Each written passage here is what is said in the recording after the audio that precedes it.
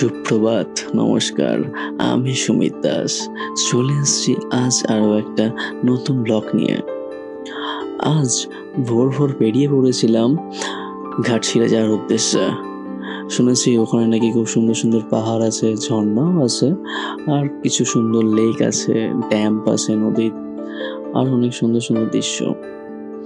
তো দু ভাই মিলে বেরিয়ে পড়েছিলাম বাইকে করে ভোরবেলা ঠিক 6টা নাগাদ।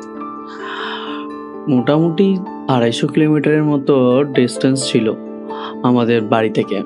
বেশ কিছু জায়গায় একটু স্টপ হয়ে হয়ে যাচ্ছিলাম।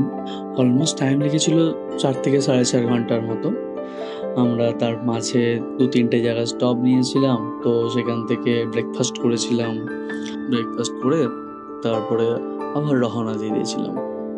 ওখান থেকে যেতে মোটামুটি 10:30 বেজে গিয়েছিল ঘাটশিলা পৌঁছতে।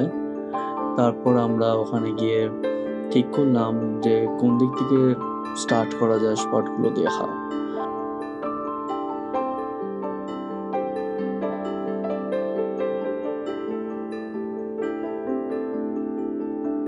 প্রথম আমরা চয়েস করেছিলাম ধারাগিরি। সেইখানে যেতে রাস্তাটা বেশ দুর্গম ছিল, তাও খুবই কষ্টসাধ্য করে বাইকে করে দুজনে মিলে পৌঁছালাম সেই জায়গাটাতে। দুর্গম থাকার সত্ত্বেও বেশ কিছু জায়গা এতই সুন্দর ছিল, চারিদিকে ও সুন্দর সুন্দর বাড়ি।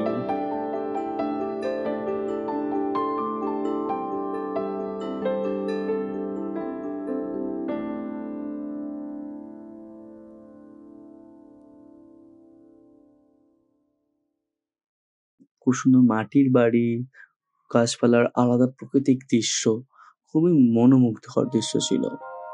তারপর এসব দেখতে দেখতেই আমরা গিয়ে পৌঁছালাম ধারাগিরিতে। জায়গাটা বেশ সুন্দর। হ্যাঁ, বেশ চারদিকে সুন্দর গাছপালা রয়েছে, বেশ একটা জঙ্গল জঙ্গল ফিল হচ্ছিল। তারপরে সেখান থেকে যখন আমরা আস্তে আস্তে উঁচু নিচু রাস্তার ওপর দিয়ে গিয়ে পৌঁছালাম এই ধারাগিরির সামনে, জায়গাটা বেশ সুন্দর ছিল, খুব অপরূপ দৃশ্য ছিল চারদিকে। এক পাশ দিয়ে আস্তে আস্তে ঝর্ণার জল গড়িয়ে পড়ছে, শান্ত পরিবেশ, ভালো, বেশ মনোমুগ্ধকর।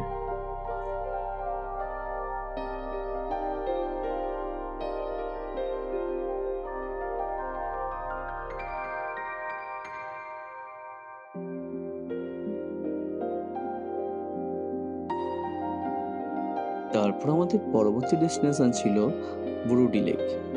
সেটা এই ধারাগিরি থেকে খুব একটা বেশি দূরে না, খুব জোর 5-10 মিনিটের রাস্তা বাইকে করে। সেই লেকটা ছিল অপরূপ সুন্দর একটা লেক।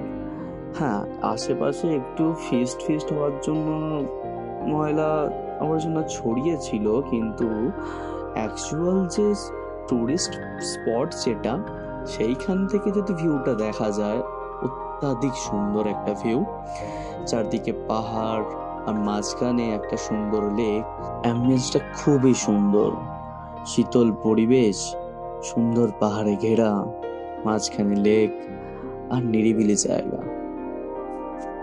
আর এই স্পটে টুকটাক একটা ছোট মেলাও বসেছিল, যেখানে লাঞ্চ সেট করার জন্য যথেষ্ট টাইম মিলে যাবে।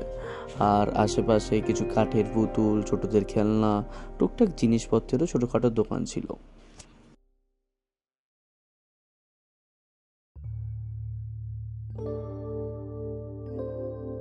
তারপর আমরা পৌঁছে গিয়েছিলাম রানকিনি মন্দিরে। রানকিনি মন্দিরের একটা বিশেষত্ব ছিল যে সেখানে নাকি আগে নরবলি দেওয়া হতো। তো জায়গাটায় পৌঁছানোর পরে দেখলাম যে খুবই সুন্দর একটা জায়গা। হ্যাঁ, সেইখানে যেখানে নরবলি দেওয়া হতো তারও একটা জায়গাকে ঘিরে রাখাও আছে। তো সেখান থেকে রানকিনি মাকে দর্শন করে বেরিয়ে পড়লাম পঞ্চপাণ্ডব পাহাড়ের উদ্দেশ্যে। এই জায়গাটা বেশ নিরিবিলি হলেও দেখার মতো সেরকম কিছু ছিল না। বলতে গেলে একটা গ্রামের ভেতরে কিছুটা ফাঁকা জায়গা, যেখানটা একটা ছোট মন্দির আছে আর 5খানা পাহাড়ের টিলা বেরিয়ে আছে। তো ওখানে বেশিক্ষণ টাইম নষ্ট না করে তারপর আমরা চলে গিয়েছিলাম লাঞ্চের জন্য, কারণ প্রচণ্ড জোরে দুজনের খিদে পেয়ে গেছিল। তো তারপর আমরা লাঞ্চ করলাম।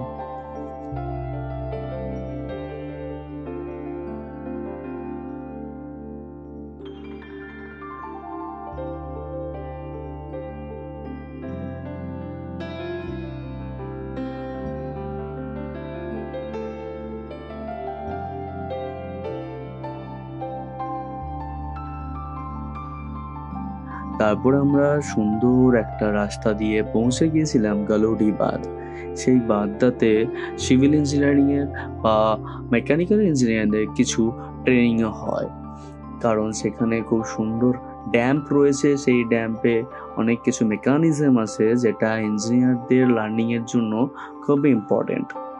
তো ওই বাঁধটায় পৌঁছানোর পর দেখলাম সেই যে নদীটা আছে সেই নদীটার সমস্ত জল অ্যাকচুয়ালি শুকিয়ে গেছে। মনে হচ্ছে যেন নদীর কিছু জায়গা থেকে জল বয়ে গিয়ে সেই নদীটার মধ্যে একটা প্রাণ সঞ্চালন করেছে। খুব অপরূপ একটা দৃশ্য ছিল। বেশ কিছুক্ষণ ধরে সেইখানে বসে সেই জায়গাটার দৃশ্যটা উপভোগ করলাম। তারপর আমরা বাড়ির দিকে রওনা দিলাম।